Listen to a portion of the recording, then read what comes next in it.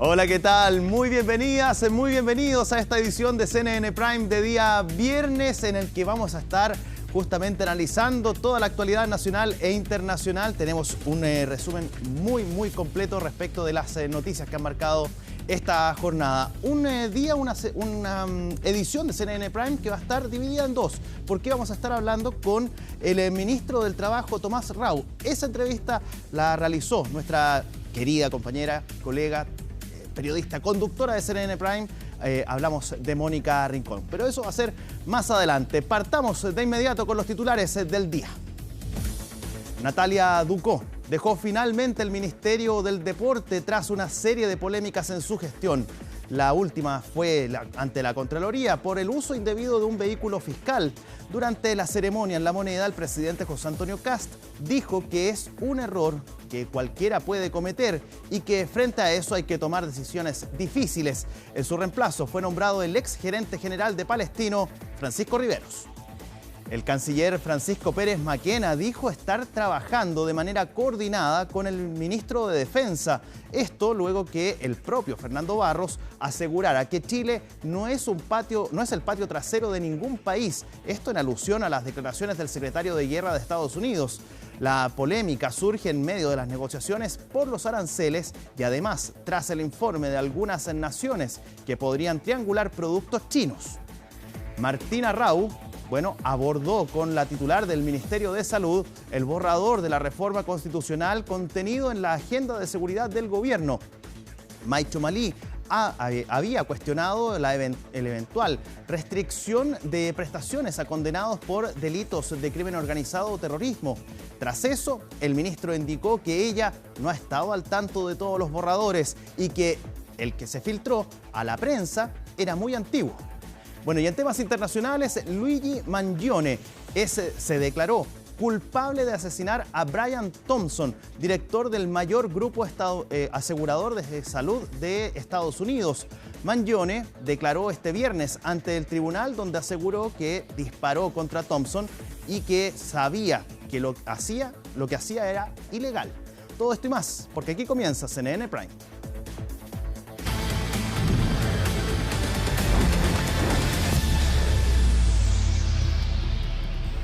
Bien, y vamos a comenzar con lo siguiente. Estados Unidos incluyó a Chile en un informe sobre el eventual riesgo de transbordo de productos chinos hacia el mercado norteamericano.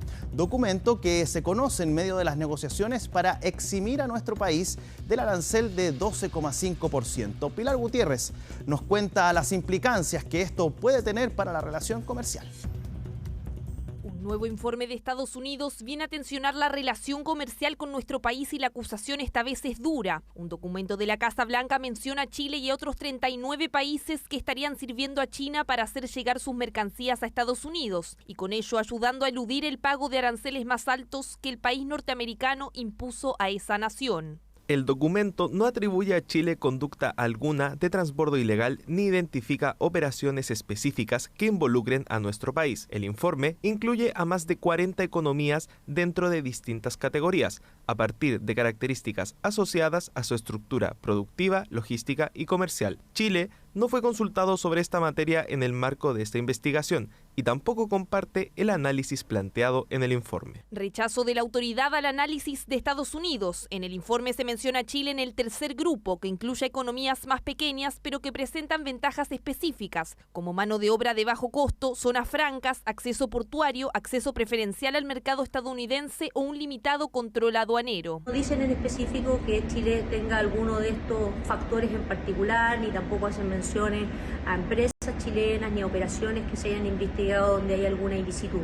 Lo que sí es importante tener presente que Estados Unidos en la negociación va a poner sobre la mesa también estos nuevos factores que tienen que ver con la capacidad que tienen las aduanas de los distintos países y en este caso la aduana chilena de tener un control y una fiscalización que sea robusta. Lo más preocupante es el timing del informe, porque se conoce en medio de las negociaciones entre Chile y Estados Unidos por los aranceles de 12,5% que rigen para nuestro país desde el pasado 24 de julio y a la espera también de la visita de Jeffrey Gotman, el subdirector de la Oficina del Representante Comercial de Estados Unidos, que llegará a Chile en unas semanas más. Es una medida más de la arbitrariedad comercial del gobierno de Donald Trump. Esto es absurdo, no tiene ninguna lógica y lo único que te resulta es la obsesión proteccionista de Trump, que está perdiendo la carrera competitiva con China en la nueva tecnología. Ese es el tema de fondo. El transbordo de mercancías es una cosa que es perfectamente lícita. Es muy tentativo este estudio, no tiene evidencia concluyente que hayan actitudes ilícitas de alguna manera. Yo creo que esto agrega una tensión en general. Y es que este nuevo informe viene a agregar un ingrediente adicional que a juicio de los expertos podría tensionar las negociaciones si Chile quiere lograr la eliminación del arancel o al menos lograr que más productos se eximan de este. Esto evidentemente afecta las negociaciones entre Chile y Estados Unidos. Nuestro país debe reaccionar con serena firmeza, negociando desde una posición, sin embargo, que subraye los intereses nacionales y no se deje doblegar ante ninguna potencia extranjera. Tenemos una valorada trayectoria de apertura comercial y de respeto a las reglas del comercio internacional, con controles de origen y mecanismos de verificación de mercancía. De la misma manera, las empresas chilenas están comprometidas con un comercio libre, responsable y transparente.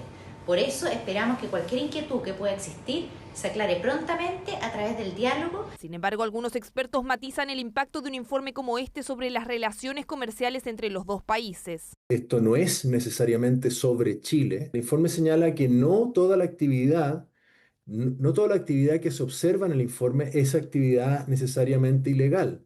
Por lo tanto, creo que saltar a una conclusión apresurada puede llevar a tomar decisiones equivocadas. Chile debe mantener la calma. Al nuevo informe se suman también los dichos del ministro de Defensa, Fernando Barros, que marcó distancia de la referencia que ha hecho Estados Unidos a la doctrina Monroe y el impacto que esto podría tener en la relación con países latinoamericanos. Nosotros no somos el patio trasero de ningún país, somos un país, ¿no es cierto?, muy orgulloso de nuestra realidad. Trabajamos seriamente, tanto desde el gobierno como el mundo privado y de todo, para tener un país cada día mejor. Declaraciones e informes que ocurren a días de la visita del representante comercial de Estados Unidos. Desde la Subsecretaría de Relaciones Económicas Internacionales confirman que la reunión sigue en pie, aunque todavía no hay fecha confirmada, esperan que sea a fines de este mes.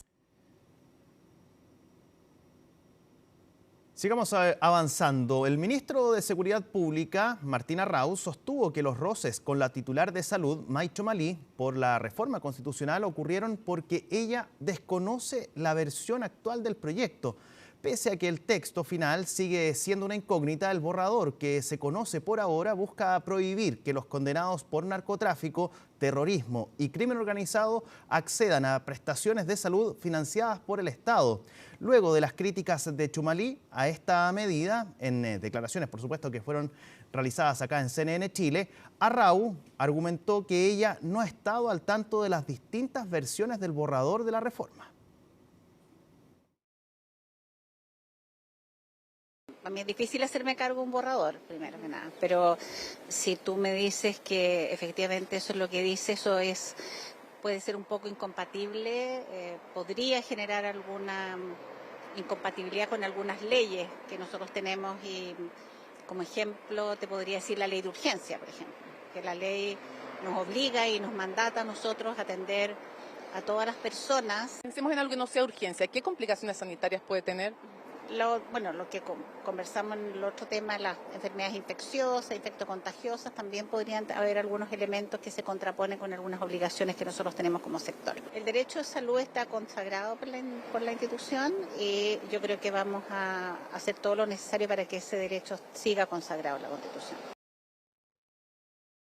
Sí, he hablado con la ministra de Salud, ella no ha estado al tanto de todos los borradores que han habido de la reforma constitucional, lo que se ha filtrado en la prensa es algo muy antiguo, son limitaciones que tienen que tener su bajada legal, por supuesto que todo lo que es salud pública está contemplado, todas las atenciones de urgencia también, pero hay que preguntarle a la gente que está esperando por una cirugía del GES u otra, si preferimos que se atienda a un vecino de bien o una persona condenada por crimen organizado o terrorismo, por supuesto no hablando de cosas de salud pública ni cosas de urgencia. No, es que tenemos tan buenos medios de comunicación en nuestro país que son incisivos con las preguntas y a veces le preguntan de cosas que ella no está al día en la reforma. Tuvimos una larga conversación en la mañana, la dejé al tanto, es una reforma que no tiene que ver directamente con salud porque ya tendrá su bajada legal y estamos totalmente coordinados como siempre. es un error que cualquiera puede cometer. Con esa frase, el presidente José Antonio Kast se refirió a la salida de Natalia Ducó, quien este viernes dejó el Ministerio del Deporte entre lágrimas y abrazos en el Palacio de la Moneda. Una salida marcada por diversas polémicas y las cuestionadas explicaciones ante la Contraloría. La nota la tiene Francisca Cárdenas. Del Ministerio del Interior y publíquese. José Antonio Kast Rist, presidente. Fueron poco más de 5 meses en el cargo, 156 días que terminaron este viernes con la ahora exministra del Deporte, Natalia Ducó, fuera del gobierno y protagonizando una emotiva despedida en la Moneda. También hablamos de lo difícil que iba a ser. Hay veces que podemos cometer un error. Y hay normas en nuestro país que son muy exigentes en ciertas áreas. La exministra no pudo contener las lágrimas ante su salida del gabinete tras el uso de un automóvil fiscal para trasladarse a una actividad nocturna que, según explicó a la Contraloría, se trataba de una reunión de trabajo, pero después apareció este video.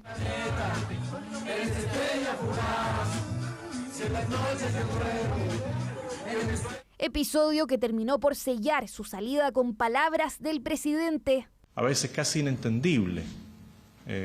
Pero son las normas que hoy día nos rigen y que nosotros hemos planteado que hay que aplicarlas. Ducó llegó al Ministerio del Deporte con un antecedente que inmediatamente generó polémica, su sanción por dopaje cuando era atleta. No, nada me molesta, yo respeto todas las opiniones. Después vinieron nuevos episodios. Uno de los primeros fue la incertidumbre en torno a los Juegos de la Juventud. Ducó puso en duda su realización y días después terminó confirmándolos. También quedó en medio de la discusión por la reforma al fútbol. Uno a veces apuesta por algo, dice, bueno, me voy a pagar, no sé, por el doctorado o el magíster. Son decisiones de familia que uno deja de hacer algo para apostar por otra. Y mientras eso ocurría, aparecía otra polémica, BTS. La decisión inicial de no autorizar el concierto del grupo surcoreano en el Estadio Nacional desató una ola de críticas. También hubo otro episodio que llamó la atención. La propia ministra habló de la importancia de entregar ropa linda a los deportistas. Se han ofrecido 2 nuevas soluciones. Que la productora incorpore una estructura tipo Mecano que distribuya las cargas y proteja la cancha.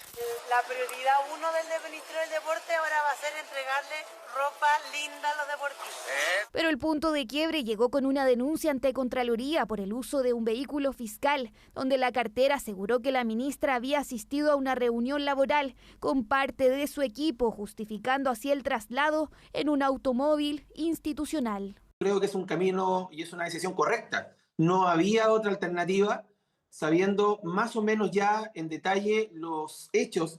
No todo fue críticas, también hubo parlamentarios que valoraron el rol que jugó la exministra en la discusión de las sociedades anónimas deportivas, donde se discutió sobre cómo se administran los clubes y su regulación. Yo tengo una buena evaluación del trabajo de la ministra Natalia Ducó. Basta decir que fue un apoyo fundamental para concretar la reforma a la ley de sociedades anónimas deportivas. Tenemos que pensar que fueron ellos los que pusieron y que finalmente armamos la mesa para la regulación de la sociedad anónima. Por lo tanto, las cosas hay que decirlas cuando son buenas y, por supuesto, las malas criticarlas. En reemplazo de Ducó asumió Francisco Riveros, abogado que hasta ahora integraba el equipo de asesores presidenciales, exgerente de Palestino y con experiencia en la organización de Santiago 2023.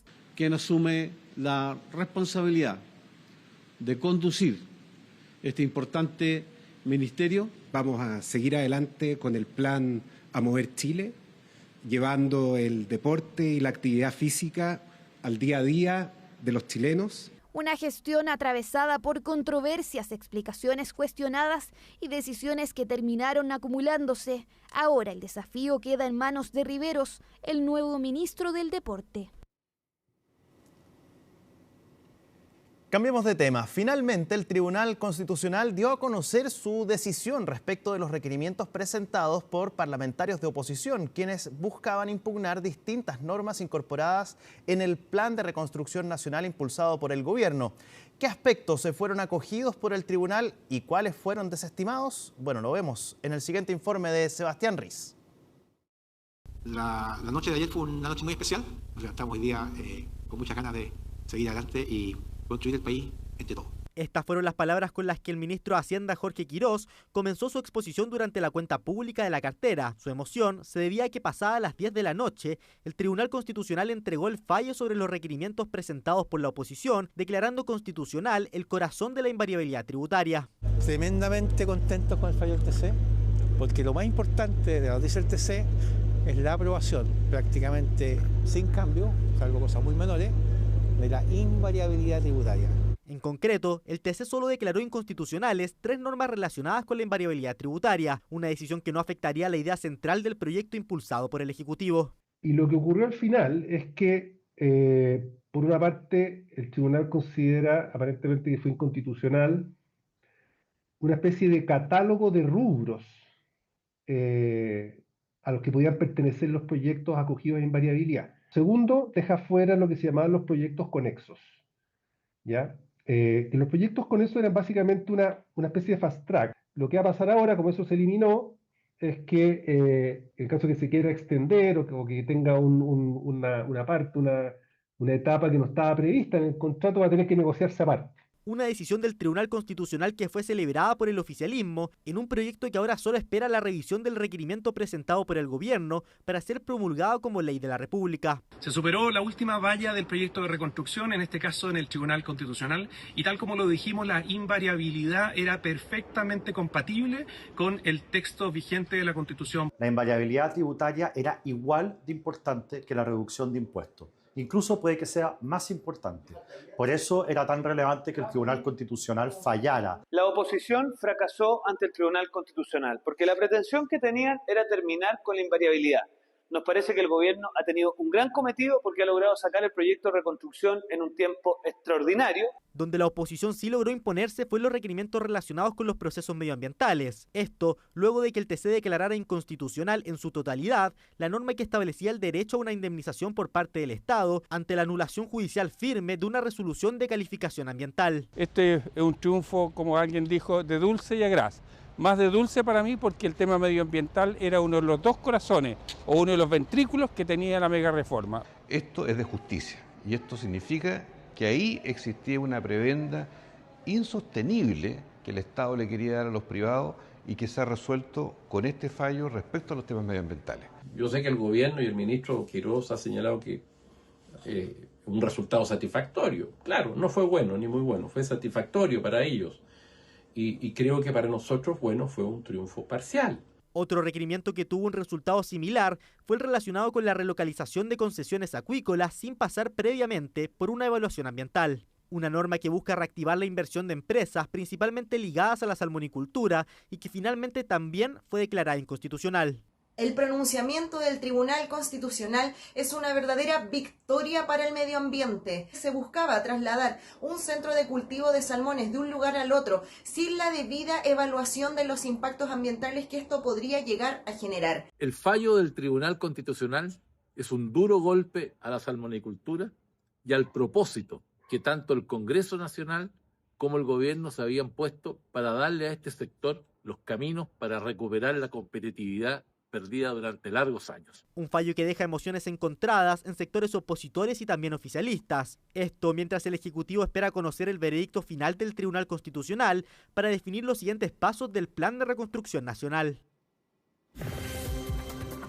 Muy buenas noches, partimos la revisión de las noticias internacionales en Conexión Global y vamos a comenzar en Indonesia porque esta tarde, hora local, hora de nosotros, se registró un terremoto 7.7. Esas son las imágenes que nos llegan desde las redes sociales y según lo que se ha informado sería un terremoto que sacudió la costa de Indonesia durante la mañana del sábado, hora local entonces de este país. El epicentro se localizó a unos 68 kilómetros al noroeste de la ciudad de Ende, en la isla de Flores.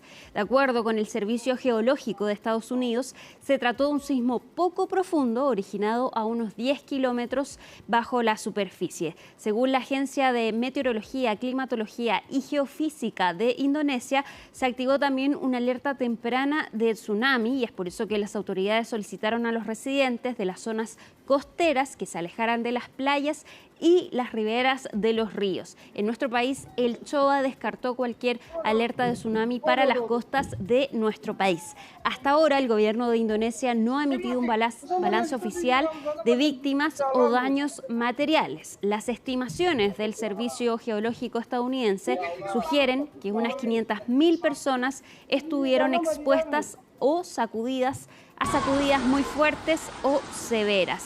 Asimismo, tras este terremoto 7.7 se registraron al menos 3 réplicas de magnitudes 5,9, 5,6 y 6,1. Este tipo de eventos son comunes en Indonesia, ya que el país se encuentra en el cinturón de fuego del Pacífico, que concentra una gran parte de la actividad sísmica y volcánica del mundo. Vamos a estar atentos a las actualizaciones de lo que ocurrió en Indonesia. Vamos a cambiar de tema, nos vamos a Estados Unidos, a Nueva York, donde Luigi Mangione, este joven de 28 años que se ha convertido en una figura popular en Estados Unidos, hoy se declaró culpable de haber asesinado a Brian Thompson, el CEO de United Healthcare, que es el mayor grupo asegurador de salud. Luigi Mangione dijo y declaró ante la jueza federal de Nueva York que le disparó al señor Thompson y después murió. Sabía que lo que hacía era ilegal.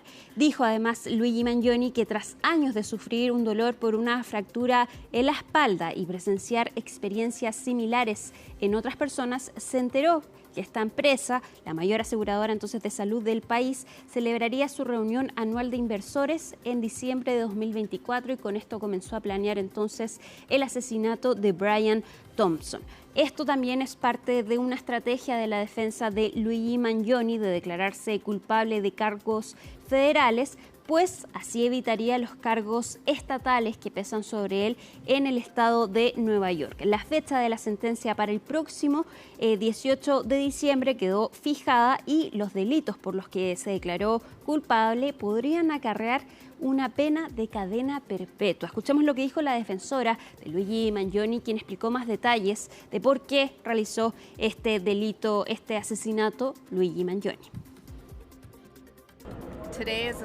Hoy es un día solemne y significativo. Con su declaración de culpabilidad, el señor Mangione ha asumido la plena responsabilidad por la muerte de Brian Thompson. Si bien se trató de un único suceso trágico ocurrido el 4 de diciembre de 2024, frente a la conferencia de inversionistas en atención médica unificada en Midtown, Manhattan, se le está procesando 2 veces por la misma conducta. Como explicó Luigi hoy en el tribunal, sufrió años de dolor intenso y debilitante tras una fractura de columna, mientras luchaba por comprender el sistema de salud y el seguro médico. Al igual que miles de personas que se han comunicado tras esta tragedia para compartir sus experiencias, creía que el sistema le había fallado y arruinado la vida. Nos vamos ahora a Medio Oriente, específicamente al portaaviones Abraham Lincoln, este portaavión estadounidense que está en Medio Oriente desde enero pasado a raíz de esta guerra que mantiene Estados Unidos en contra de Irán. Sin embargo, tanto familiares de los 5.000 tripulantes que se encuentran en este portaaviones han alertado por la situación que se vive a bordo de este Abraham Lincoln. Dicen que hay escasez de suministros, problemas sanitarios y una creciente crisis de salud mental entre los soldados que están en este portaaviones. El Abraham Lincoln partió en noviembre del año pasado al Indo-Pacífico, pero fue desviado en enero pasado a Medio Oriente debido a esta guerra entonces que comienza Estados Unidos e Israel en contra de Irán. El regreso del Abraham Lincoln estaba previsto para mayo pasado. Según las denuncias también aseguran que hay duchas con bacterias, suministro intermitente de agua caliente, comida y jabón racionados y también baños fuera de servicio. Además, las familias acusan que estos soldados tienen jornadas entre 12 a 16 horas sin días libres. Además, otros medios informaron sobre intentos de suicidios de parte de algunos tripulantes. De hecho, si bien el Pentágono niega esta información, sí hay un episodio reconocido por las autoridades en el que un marinero cayó por la borda a principios de agosto, pero fue rescatado. Sin embargo, todavía no hay una explicación de por qué este marinero cayó al mar abierto. El Pentágono entonces rechaza que exista una crisis a bordo de este portaaviones, pero a pesar de esto está enviando otro portaaviones a Medio Oriente para reemplazar al Abraham Lincoln. Se le preguntó al presidente de los Estados Unidos por esta información. Esto fue lo que dijo.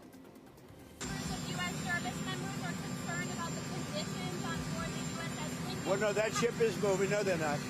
That ship is moving right now, or very shortly, and it's being replaced with another very similar ship. No. Not nearly long enough. Thank you, everybody.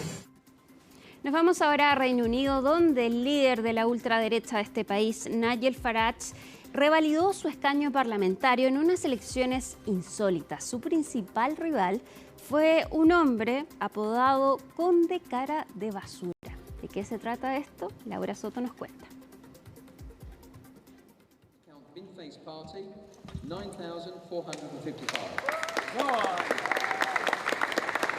Se define a sí mismo como un guerrero espacial intergaláctico y este jueves sacó el segundo lugar en unos comicios locales de Reino Unido. La historia parece sacada de una comedia, pero es la vida real. Su nombre verdadero es John Harvey, un comediante británico que incursionó en política bajo el seudónimo de Count Vinface o Conde Cara de Basurero.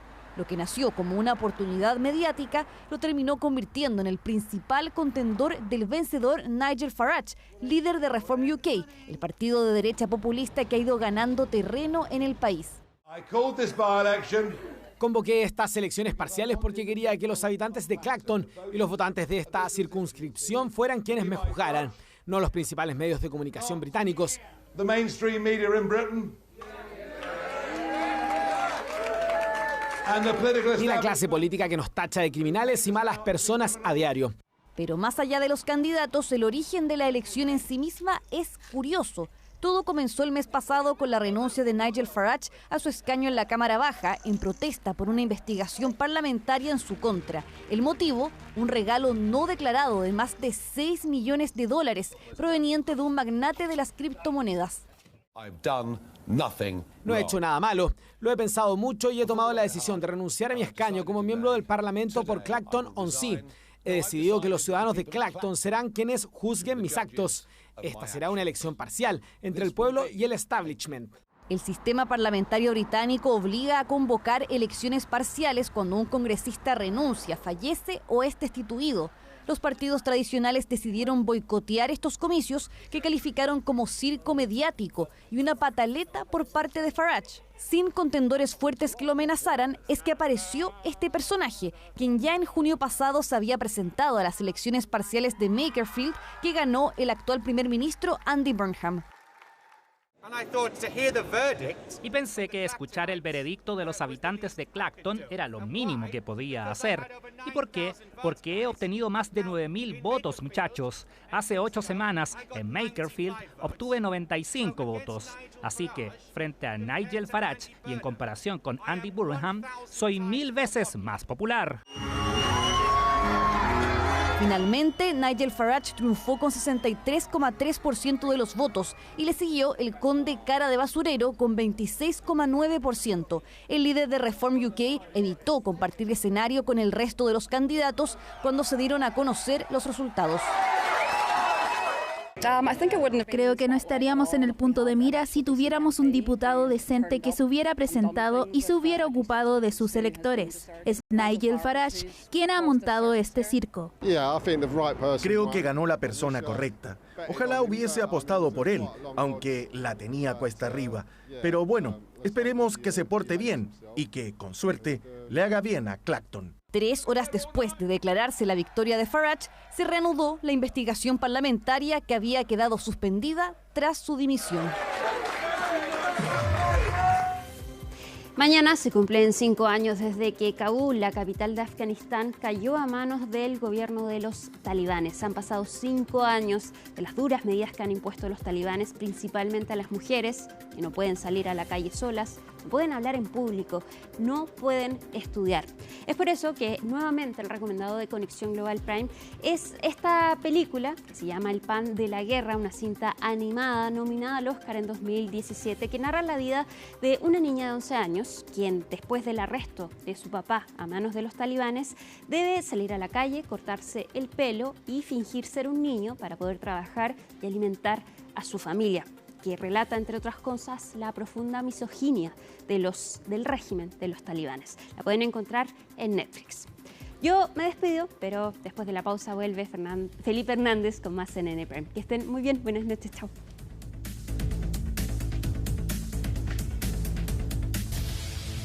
Bien, ya estamos de regreso en esta edición de CNN Prime. Tras 12 jornadas de revisión de sus medidas cautelares, el juez Freddy Cubillos resolvió que Eduardo Lagos y Mario Vargas, imputados en la trama bielorrusa por el supuesto pago de coimas a Ángela Vivanco, deberán seguir privados de libertad en el anexo penitenciario Capitán Llaver.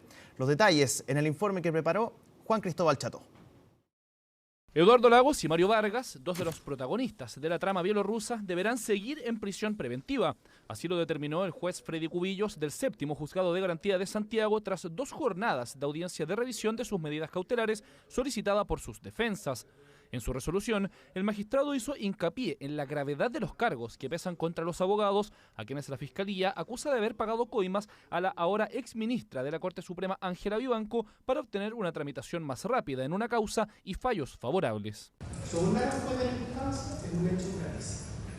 Es un hecho gravísimo. No creo que no existe justificación. Y más grave aún es sobornar a un ministro de la Corte Suprema. Las resoluciones espurias que se puedan adoptar por la excelentísima Corte Suprema, queden en definitiva las más elementales normas del proceso.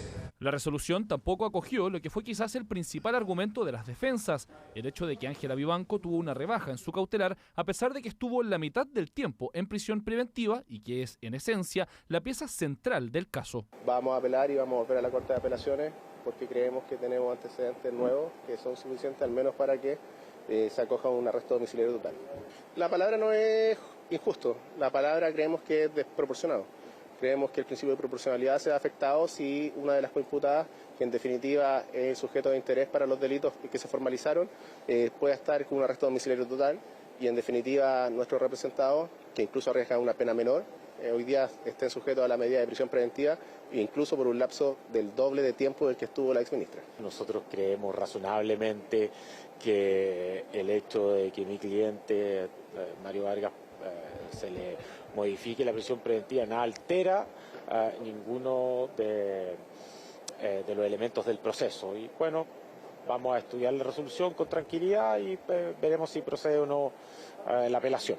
El hecho de que Mario Vargas aparezca patrocinando el recurso de protección no quiere decir que él haya participado en la estrategia tal como lo dijo este defensor respecto de uno de los abogados que declaró. Desde el Ministerio Público valoraron la decisión del juez, ya que en lo medular no han cambiado los antecedentes que justificaron la medida cautelar cuando se decretó en noviembre del año pasado. Los antecedentes que se tuvieron a la vista que dan cuenta de la existencia de los delitos imputados, dan cuenta de la participación que han tenido los imputados y por tanto se mantienen los antecedentes que dan cuenta de la gravedad de los mismos y por tanto la peligrosidad que la libertad de ellos representa. Uno de los puntos y de los cuales se hizo cargo la resolución de muy buena manera tiene que ver con el plazo que llevan, pero con si este plazo influye o no en modificar los antecedentes. Esos plazos tienen que ver con la complejidad de la investigación. Todo cuando dentro de las próximas semanas y meses deberíamos tener novedades en la causa. La próxima semana deberían ser revisados en la Corte de Apelaciones los recursos contra esta decisión. Ya en septiembre, para el 22, está agendada una audiencia de formalización del ex socio de Lagos y Vargas, Gabriel Silver, y para el 30 está prevista una revisión de las medidas cautelares de Gonzalo Migueles. Cambiemos totalmente de tema porque una dosis de humor negro, absurdo y crítica social se va a tomar por estos días Matucana 100. La destacada compañía de teatro La María presenta un ciclo de 2 de sus montajes más reconocidos. Hablamos de Fe de Ratas y La Nueva Obra. Obras que ponen bajo la lupa el abuso de poder, la impunidad y también la precariedad que enfrenta el mundo artístico en nuestro país. Veamos la siguiente nota. Teatro La Isla María llega a Matucana 100 con un ciclo de comedia negra y crítica social bajo la dirección de Alexis Moreno y un elenco de reconocidos actores locales como Alexandra von Hummel, Tamara Acosta, Rodrigo Soto y Alexis Moreno. Con más de 20 años de trayectoria, la compañía ha construido un sello propio caracterizado por la creación de universos poéticos, el trabajo colectivo de sus elencos y la exploración de las contradicciones humanas. En esta oportunidad, sus montajes cuentan con el financiamiento del Fondo Nacional de Fomento y Desarrollo de las Artes Escénicas.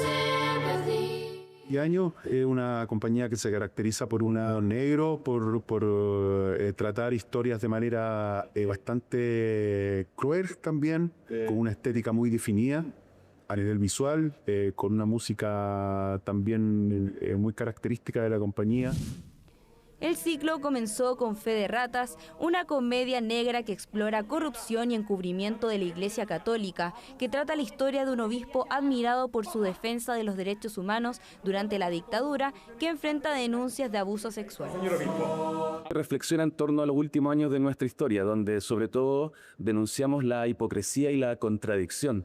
Pero todo dentro de una historia plagada de humor cruel, plagada de absurdo y con una intensidad actoral que genera mucha participación de parte del público.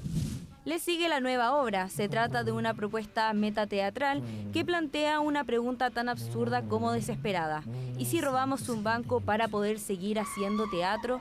Desde esa premisa se construye una comedia oscura y delirante que estará disponible a partir del 20 hasta el 30 de agosto. Una obra que tiene mucho humor, que es muy ágil, tiene un tema compuesto especialmente para la obra por Carlos Cabeza y juega con distintos imaginarios. Aparece Speedy González de repente, aparece este dramaturgo, hay imágenes de video como documental, donde nosotros que documentamos el proceso de ensayo. Mexicanos, hay todo un universo, un imaginario que dialoga en torno a la supervivencia. ¿Escucháis a los perros pelear? Con montajes presentados en los principales escenarios nacionales y en destacados festivales internacionales de América y Europa, consolidaron una importante presencia dentro y fuera de Chile. Bien, ha llegado el momento de ir a una nueva pausa en esta edición de CNN Prime. Pero por mi parte, yo me despido, les doy las más cordiales buenas noches, porque los dejo a la vuelta de esta pausa con Mónica Rincón, quien entrevista al ministro del Trabajo y Previsión Social, Tomás Rau. Así que a la vuelta sigue Mónica Rincón con CNN Prime. Que estén bien, buenas noches. Lo habíamos anunciado, nos acompaña el ministro del Trabajo aquí en CNN Chile. Muchísimas gracias por acompañarnos. Muchas gracias, Mónica, por la invitación. Ministro, primero un tema de contingencia, pero que es más o menos simple, aunque comunicacionalmente no sé si tanto lo fue, el feriado del 17 de septiembre. Hay discusiones respecto básicamente del impacto que tiene en el crecimiento económico e inevitablemente en los puestos de trabajo. Y hay posturas diversas al respecto. ¿Cuál es la suya, más allá de que el gobierno lo impulse o no, pero cuál es la suya?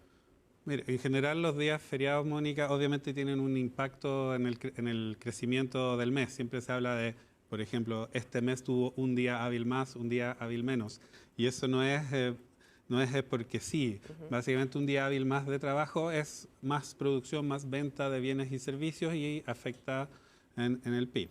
Ahora, en el caso del 18 de septiembre yo entiendo que puede haber una discusión porque técnicamente el jueves 17 es probablemente que al menos mucha gente se vaya más temprano, mediodía, entonces quizás más discutible de un impacto más fuerte. Ahora, estamos en un momento económico bastante complejo, ¿sí? Recién hemos tenido la primera cifra azul en términos de IMASEC en el mes de junio. Estuvimos así de recesión técnica. Estuvimos así. Entonces, obviamente es complicado poner un feriado adicional, siendo que hay una ley que reguló el tema del feriado, ¿cierto?, del 18 de septiembre cuando caía fin de semana, y este no era el caso. Entonces, esa es mi Entonces, postura. ¿usted cree que, aún queriéndolo, no? Yo creo que la situación económica es muy delicada, estamos recién viendo cifras azules, tenemos mucho que recuperar, entonces en ese sentido creo que es la decisión correcta seguir con el cronograma, el calendario de feriados. Es la decisión correcta, ok. Le pregunto, bueno, usted bien lo sabe, ¿cómo no lo va a saber usted? Si el ministro del Trabajo, cifras de 2 dígitos en el caso de las mujeres, también cifras malas respecto a los hombres, pero es aún más dramático en el caso de las mujeres. Uno de los temas que no tiene que ver con las mujeres solamente, pero que sí nos impacta, es la ley de sala cuna universal. La pregunta del millón para muchas y muchos, porque esto en el mediano o corto plazo, dependiendo cómo lo sienta cada uno, pero va a ser universal. Y se va a entender como un derecho de los niños, que es súper importante, además para no discriminación de las mujeres. ¿Cuál es el horizonte temporal para que tengamos sala cuna universal, ministro? Le agradezco su pregunta, Mónica, porque es un proyecto muy importante para el gobierno y muy importante para el país al final. Nosotros presentamos indicaciones el 15 de junio y hemos logrado avanzar, pasamos la Comisión de Educación del Senado en el mes de julio, el 8 de julio si no me equivoco, y el martes pasado terminamos la Comisión de Hacienda del Senado y vamos a sala. Una vez, si se aprueba en sala, nos queda la Cámara de Diputados 3 comisiones, la Comisión de Trabajo, Educación y Hacienda. Ya. Ahí vamos a sala y habrá que ver si hay comisión mixta. Noviembre y diciembre es un aproximado... En que podría ser ley. Podría ser ley, sí. ¿Qué va a pasar finalmente con el tema que ha sido la piedra de tope de la discusión de la ley sala cuna a estas alturas, que es el financiamiento? Porque ustedes cuestionaron la forma a la que había llegado o acordado la administración anterior. Estoy tratando de simplificar el tema, pero básicamente el financiamiento era la piedra de tope, ¿no? Y ahí la pregunta es, porque si era con cargo total al empleador o si se recurría básicamente al seguro de cesantía. Muchos dicen no se va a poner en riesgo con la forma de financiamiento del gobierno el seguro de cesantía. Es un punto muy importante el que usted menciona, Mónica. Efectivamente, en nuestro proyecto de ley, la cotización es a cargo del empleador, 0,35%, pero se reduce lo que el empleador cotiza al seguro de cesantía en igual porcentaje, en 0,35%.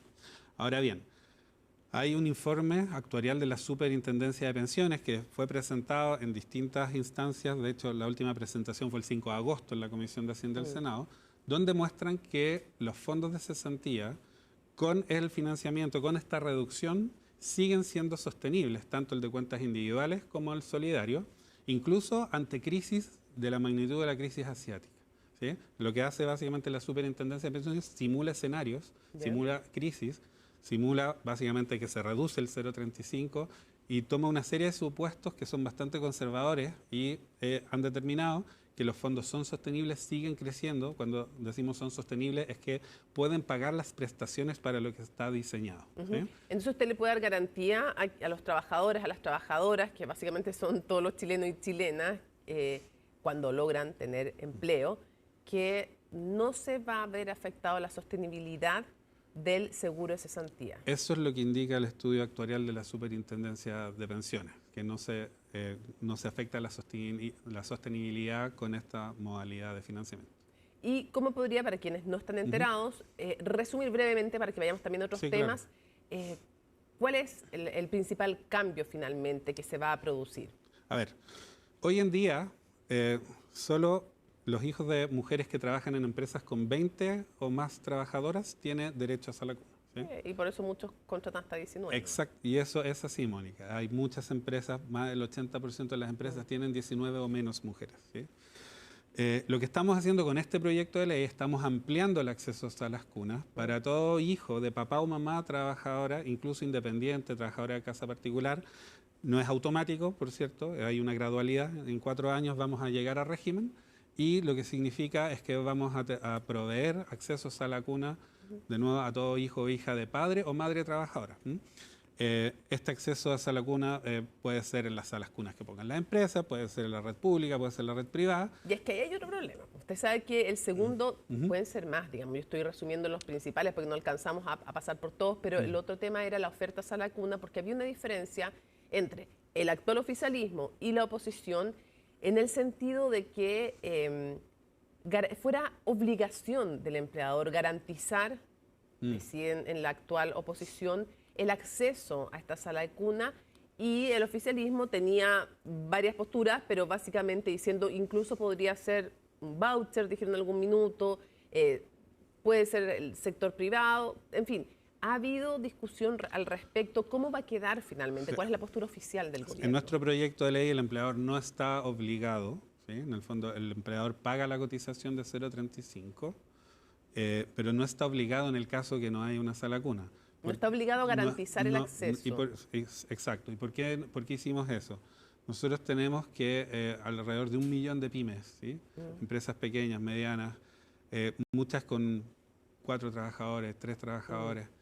Ellos nos manifestaron ponernos una obligación de montar una sala cuna cuando no haya una cerca, básicamente es un requerimiento financiero muy grande que no podemos sostener. Recordemos que las pymes, Mónica, están despidiendo gente hace más de 1 año y medio, no están controlando. Que no quede en el papel, ministro, vamos a ver cómo se resuelve eso. Tenemos hartos temas más, así que vamos a avanzar un poco más rápido. La ley, Karim, zanjemos. ¿La idea, le pareció buena idea la idea a algunos de suspender por 5 años la ley, Karim? No es la postura del gobierno. Lo que nosotros estamos trabajando como gobierno es un nuevo reglamento. Tenemos un borrador del reglamento que lo presentamos en el Consejo Superior Laboral, una instancia tripartita donde participa la CUT, la CPC y el gobierno. Usamos muchos insumos, informes de la Fundación Carlos Vial Espantoso con la H, en que participó la CUT, también de la Mutual con la CUT. Y estamos en esa instancia de revisión, hemos incorporado comentarios, todavía no lo hemos enviado a la Contraloría General de la República, pero nosotros queremos un reglamento, Mónica, que logre la correcta implementación de una ley, porque es muy importante acá no perderse. Nosotros queremos erradicar toda acoso laboral, sexual o violencia en el lugar de trabajo y en cualquier parte, ¿sí? Ya, pues, entonces yo entiendo que ustedes quieren ponerle más requisitos a la admisibilidad de las denuncias. Queremos orientar, ya, exactamente. Pero por eso le digo, esta idea parecía harto mala. Suspender dejaba bien desvalida a las personas en una ley que se supone que con todos sus problemas hace un avance, ministro. O sea, no era muy buena idea. Porque como le digo, Mónica, no es la posición del gobierno. Nosotros estamos trabajando en la correcta y mejor implementación para que las causas se resuelvan a tiempo. En la ley se establece un plazo de 30 días y la verdad es que estamos llegando tarde, nos estamos demorando 9, 10 meses. Ministro, ¿estamos en una crisis laboral? Como dice David Bravo, con el cual usted trabajó harto tiempo. Usted, si yo le pongo la afirmación y su posibilidad son decir sí o no, para que después me explique. ¿Estamos en una crisis de desempleo, una crisis laboral? Mire, hay frases que envejecen mal, hay frases que envejecen mejor y hay frases que parece que no envejecieran, ¿sí? Una de ellas es crisis laboral. O sea, estamos en una crisis laboral. Estamos con niveles de desempleo suficientemente altos como para una crisis laboral, ¿sí? Ahora, la pregunta de cajón después es también las medidas que está tomando el gobierno. Es decir, ya vamos a hablar después un poquito de esta agenda laboral, hay otras cosas que no vamos a alcanzar, pero sobre todo la mega reforma. ¿Qué efecto concreto debiera tener en el empleo? Y se lo pregunto porque el propio ministro Quirós, cuando lo interpelaron en la Cámara de Diputadas y Diputados y en las comisiones respectivas, dijo: yo no puedo garantizar un número de empleos asociados a esta reforma, lo cual generó harta polémica. Y sobre todo se lo pregunto, además, en un contexto en que el crecimiento ya no está tan anclado al el crecimiento con el empleo. Entonces, se sube un punto de crecimiento 0,5 y no es automático necesariamente cuánto sube el empleo. Entonces, ¿cuál es la meta de este gobierno? ¿Usted suscribe que a finales de este gobierno va a haber pleno empleo, entendido pleno empleo como 6,5% de desempleo? Bueno, tiene varias partes su pregunta, Mónica. Primero hay que entender que en economía es difícil garantizar resultados porque es una ciencia muy compleja y dependemos, por ejemplo, un conflicto en Medio Oriente nos golpea con un alza en precio de los combustibles y sabemos... Pensemos en que no hay... Claro, si entonces, no hubieran grandes desastres económicos. Lo que debiese ocurrir es un impacto favorable en la inversión, ¿sí? Porque hay una reducción del impuesto corporativo y una reintegración del sistema que va básicamente a generar más liquidez en las empresas para que van a poder reinvertir. También está el crédito a la exportación de servicios del conocimiento, ¿sí? Que también va a potenciar un sector que tiene que ver un poco con los trabajos del presente y del futuro. Está la exención de IVA de las viviendas, que es una medida bien particular, que si le sumamos el FOGAES, que está en trámite, en aprobación ya, debiese estimular la liquidación a la venta de viviendas nuevas para generar nuevos proyectos. Entonces hay varias vías. Y bueno, la invariabilidad tributaria, ¿sí? En el fondo que se mantuvo en el fallo del Tribunal Constitucional, que también de alguna manera garantiza, da certeza jurídica. Entonces, sumando y restando, ¿qué horizonte tienen? Mire, esta reforma obviamente debiese impulsar la inversión, debiese aumentar la tasa de crecimiento del 2%. Hay proyecciones ya que hablan del próximo año más cercano a un 3%. ¿Sí? Ese punto adicional es importante. Usted mencionaba lo del crecimiento. Efectivamente, crecimiento es igual a empleo. Ahora, antes iban casi 1 a 1, ¿sí? Es cierto que ahora es menos, pero igual sin crecimiento es muy difícil ya, generar pero ¿usted empleo. suscribe la meta de 6,5 o 6% para el final de Yo creo que es bueno, Mónica, ponerse metas ambiciosas porque implica y obliga a hacer muchos más esfuerzos. ¿sí? ¿Pero usted cree que es posible esa meta? ¿Es la meta que ha ratificado el ministro Quirós? Chile tuvo alguna vez esas tasas de desempleo. Entonces, ¿La va a volver a tener no al final creo de que este sea gobierno? imposible. Obviamente, hoy en día estamos con una tasa de 9,4. Entonces, tenemos un camino que recorrer, pero es importante tomar las medidas ahora y eso es lo que estamos haciendo como gobierno. Ya. ¿Pero es posible? ¿Es factible o lo ve difícil? Para ser honesto. Es factible en la medida que logremos impulsar la economía, implementar las medidas de adaptabilidad que estamos haciendo, por ejemplo, incluso aprobarse la cuna universal, que va a bajar el costo de contratación de mujeres que tienen una tasa de desempleo muy alta. Entonces, en la medida que logremos echar a andar la economía, avanzar con nuestra agenda de adaptabilidad laboral, la cuna universal, temas de cuidado, podemos llegar. Uno de los temas, porque no vamos a alcanzar a tocarlos todos, de la agenda laboral es el cambio en la indemnización por años de servicio, que es la que tenemos hoy día, por un todo evento. El punto es que suena bien, pero hay aprensiones al respecto y no son pocas, ministro. Esencialmente, ¿quién va a pagar por este fondo que habría que ir sumando para tener una indemnización a todo evento? Entonces yo quiero preguntarle, ¿quién paga? Y lo segundo es, ¿qué tasa de retorno va a tener? O sea, ¿me van a pagar un año por, igual que ahora, un año en el fondo, por un mes por año de servicio? ¿Va a ser menos? ¿Qué porcentaje? En primer lugar, nosotros no hemos presentado aún un proyecto en esas líneas. Estamos trabajando, sí. Estamos trabajando en eso. En primer lugar, nosotros tenemos un sistema que financieramente es caro para una empresa, despedir por necesidad de la empresa, y cuando tú lo comparas con los otros países de la OCDE, efectivamente un trabajador, por ejemplo, que está 10 años, tienes que pagarle 10 sueldos. En el promedio de la OCDE es menos que 5, ¿sí? Más en torno a 4 sueldos. Pero eso todos los trabajadores lo sentimos como un derecho conquistado. Por supuesto, pero eso es solo en una causal, Mónica, es en necesidades de la empresa. ¿Usted sabe cuántas relaciones se terminan por necesidad de la empresa en porcentaje? En torno a 20. Es decir, el 80% de las relaciones laborales que se terminan no originan una indemnización por año de servicio. No, porque buena parte de ellas también tienen que ser en que el trabajador se va. Claro, porque una renuncia voluntaria o un contrato a plazo fijo, obra faena, tampoco tiene. Entonces esa hay que restarla de los que no tienen, porque si uno se va, obvio que no tiene indemnización. Claro, pero hay otro punto, Mónica. Tienes que tener una antigüedad mayor de un año. Entonces sí, claro, hay muchas relaciones laborales de menos de 12 meses, que tampoco son. ¿Sí? De hecho, hay un número... ¿Quién va a pagar por esa acumulación de... Bueno, lo que nosotros estamos evaluando es una cotización a cargo del empleador, ¿sí? Que es menor en el fondo, es en torno a 1.8%, en torno estamos calculando, que va a ir a una cuenta, ¿sí? Puede ser en el seguro de cesantía, algo así, y que va a ir acumulando rentabilidad, ¿sí? Y que en la medida que una persona... ¿Solo eso? ¿Como fuente de acumulación? ¿No van a tocar el seguro de cesantía? No, vamos a inyectar, o sea, la Por idea eso, es inyectar. Van a inyectar, más. Pero no se sacaría nada del seguro de cesantía, un pedacito. Estamos calculando en el fondo, Mónica, porque la idea... Pues ¿sabe lo que pasa, ministro? Que sí. Si usted me dice sí, es una de las posibilidades, entonces la gente empieza a decir, espera, van a echar mano al seguro de cesantía para eso, para Salacuna. Vamos a inyectar, la idea es inyectar recursos al seguro de cesantía. Sí, Y básicamente los contratos actuales, obviamente esto no es retroactivo, entonces es para contratos nuevos, primero, ¿sí? Entonces uno dice, oye, yo quiero mantener mi situación. ¿Y es un mes por año? ¿Cómo va a ser la indemnización? Va a ser menos, va a ser en torno al promedio de la OCDE, esa es la propuesta que estamos trabajando.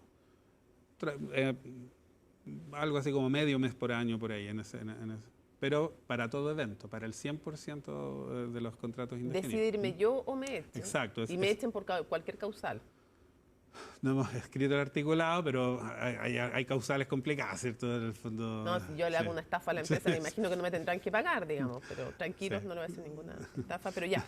Pero ya, igual la gente va a decir, chuta, antes yo tenía un mes por año de servicio, ahora tengo medio. De nuevo, en el sistema actual es solo para despido, artículo 161, necesidad de la empresa, que es en torno al 20%, pero no todo ese 20% es elegible. Se calcula que es un 14%. Entonces, la idea es poner... ¿Y la idea de usted, horizonte de tiempo, de presentar esto? Estamos trabajando en esa y otras medidas.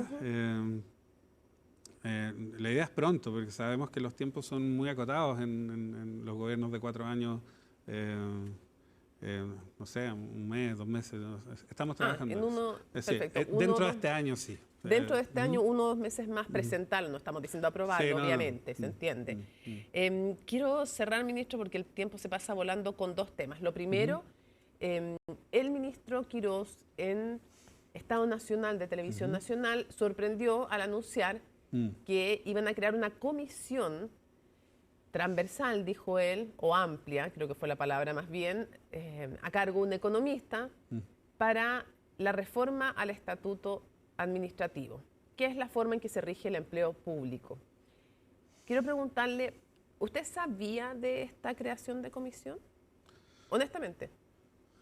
En el gabinete económico había mencionado el timing exacto, no lo manejábamos, pero porque estábamos concentrados, obviamente, en otros temas. Igual es llamativo, para ser súper honesta, ministro, igual es llamativo, no lo estoy responsabilizando a usted, pero es llamativo que ustedes no supieran, que solo se hubiera mencionado en el gabinete económico y ustedes no supieran de los timings ni supieran del anuncio. ¿Qué iba a hacer el ministro de Hacienda? A ver, a eso me refiero. El ministro de Hacienda es el coordinador del equipo económico, donde vemos una infinidad de temas, vemos temas de permisos sectoriales, proyectos de inversión, pero el coordinador temas laborales. El coordinador, ese es el nombre. Y ¿Pero ustedes no sabían del anuncio? Este tema. Sí, sabíamos. ¿Pero sabían que ese domingo lo iba a anunciar? No manejo la agenda del ministro Quirós. Pero me refiero que no sabían ni cuándo se iba a implementar esta... Y usted sabe que esto generó molestia entre los empleados públicos porque estaban, eso es lo que ellos han contado, usted los desmiente si no es así, estaban, se supone, con usted conversando y negociando los cambios al estatuto administrativo. ¿Eso es así? ¿Es verdad que estaban con ustedes conversando? Nosotros tenemos una mesa, ¿sí?, del Ministerio del Trabajo, ANEF, que empezó a sesionar hace poco, mes de junio. Junio, ¿ya? Para trabajar este tema, ¿no? Para trabajar distintos temas, pero en el marco actual, ¿sí? Esta comisión que ha llamado el ministro Quirós es una comisión externa para recibir propuestas de mejora del estatuto administrativo, donde todas las partes van a ser escuchadas. ¿Pero usted entiende la molestia de la ANEF?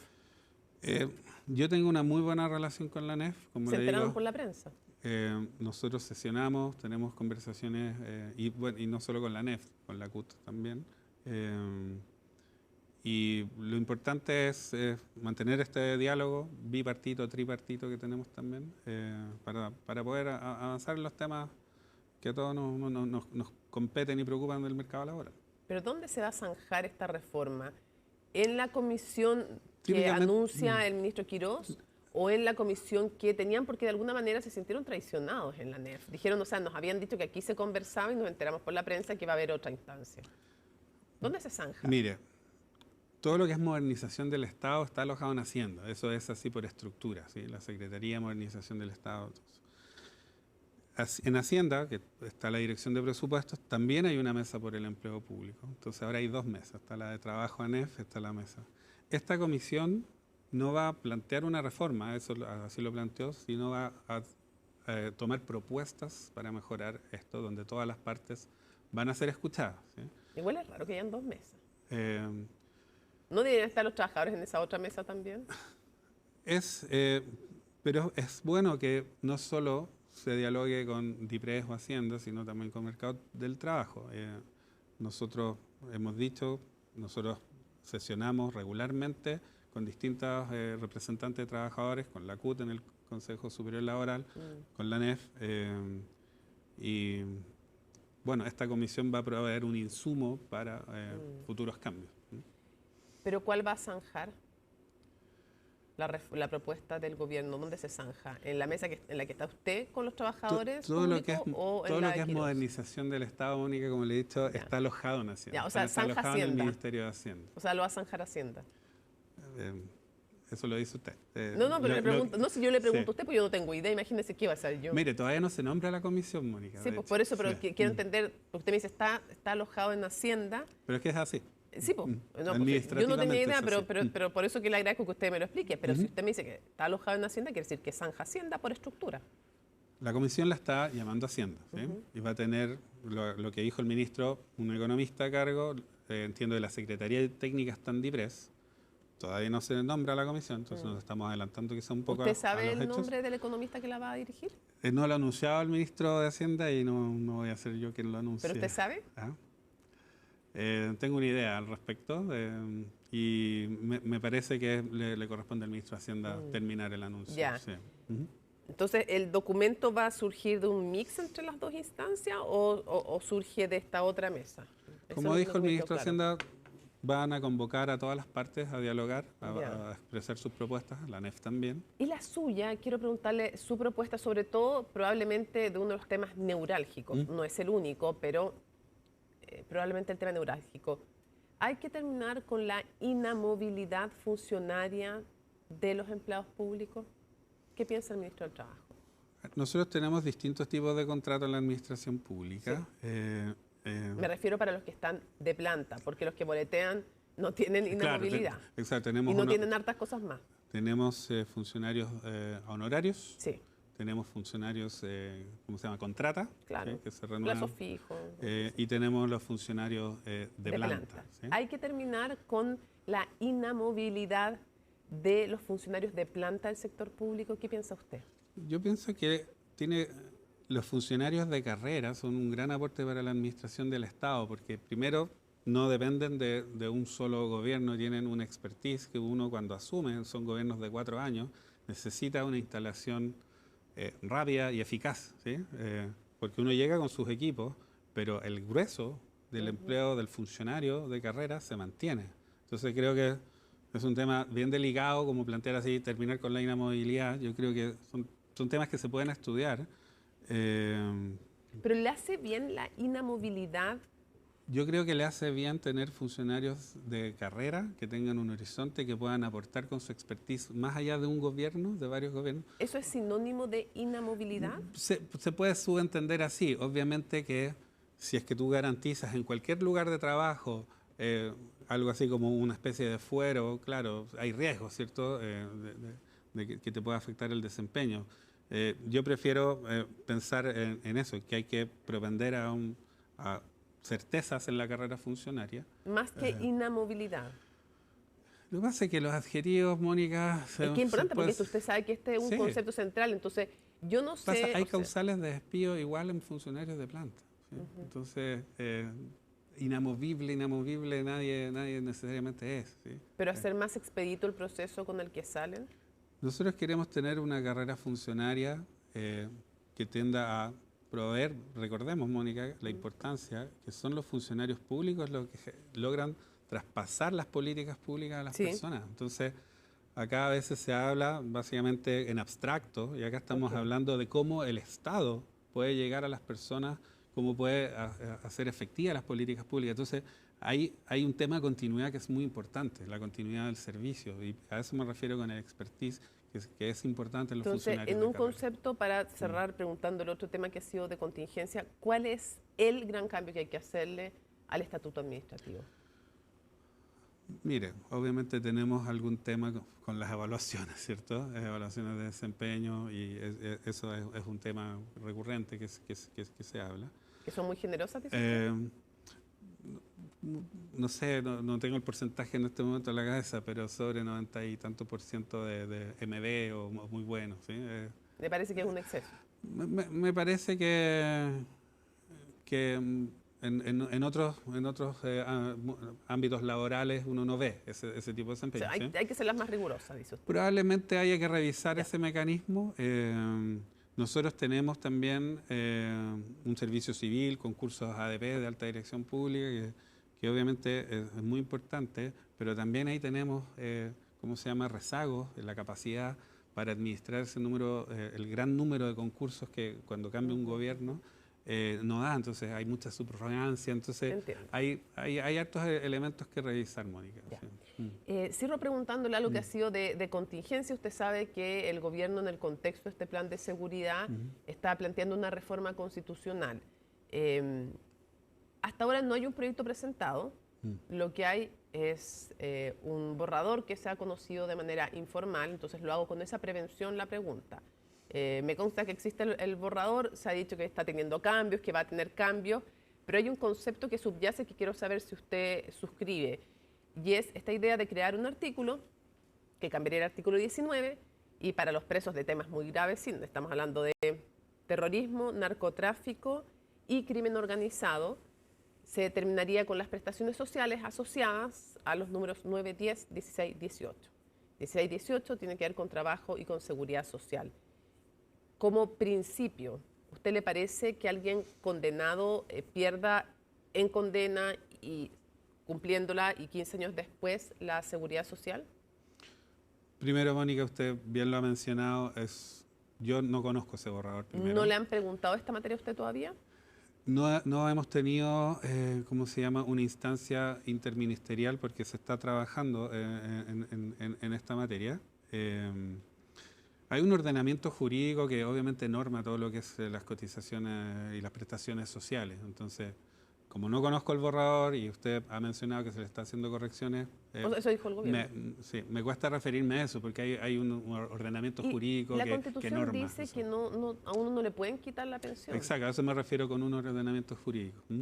O sea, eso dice la Constitución, que a uno no le pueden quitar la pensión. Sí, eso dice. Sí, y eso quiere decir que a uno no le pueden quitar la pensión porque los fondos son de uno, o incluso se entiende por pensión lo que entrega el Estado también. Bueno, es bien importante ese punto, ¿qué se entiende por lo que es una pensión? Y eso está también, entiendo que hay algún tipo de recursos que no son necesariamente considerados pensión en el ordenamiento jurídico nacional. ¿Sí? ¿Cuándo los entrega el Estado? No estoy 100% seguro si, por ejemplo, lo que son complementos a... O con el tema, no sé... O sea, por ejemplo, la PGU, la parte que complementa al Estado, o otro tipo de beneficios asociados. Sí. No, de nuevo, hay un tema ahí que hay diferencias, ¿no? ¿De interpretación, dice usted? Sí, probablemente es muy importante primero conocer ese borrador para poder hacer referencia a eso, Mónica. Pero ¿existe ese marco, efectivamente, que uno no le pueden...? Hay un marco que regula exactamente lo que es y lo que no es, básicamente. Lo que es y lo que no es seguridad social, y está este marco global de que a uno no le pueden quitar la pensión. Lo que se entienda por pensión, sí, claro, lo que se entienda por seguridad social, por pensión. Sí. Va a ser interesante conversar de este tema y analizarlo cuando tengamos todos en manos también nuevamente este proyecto de reforma constitucional.